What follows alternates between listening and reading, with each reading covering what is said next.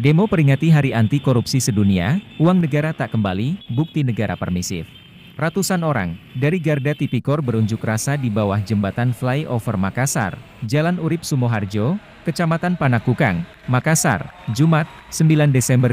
Mereka berunjuk rasa memperingati Hari Anti Korupsi Sedunia, Hakordia, yang jatuh pada hari ini. Dengan mengangkat tema, disorientasi pemberantasan korupsi, efek jera minim, kerugian keuangan negara tidak kembali, bukti negara permisif. Dalam aksinya, pengunjuk rasa menilai betapa buruknya sistem pemberantasan korupsi di Indonesia. Komitmen penegak hukum yang buruk, regulasi yang tidak memadai, hingga pembungkaman masyarakat sipil, menjadi hal untuk dibenahi. Garda Tipikor, melalui aksinya, mengecam pengesahan Undang-Undang Pemasyarakatan, yang permudah pemberian remisi bagi koruptor. Kecam pengesahan RKUHP yang meredofikasi delik tipikor, dan desak pemerintah revisi Undang-Undang 31 tahun 1999.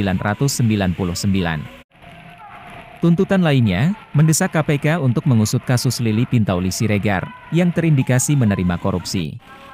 Mendesak diadakannya reformasi peradilan yang korup, serta mendesak penegak hukum untuk mengusut tuntas segala kasus korupsi di Sulsel.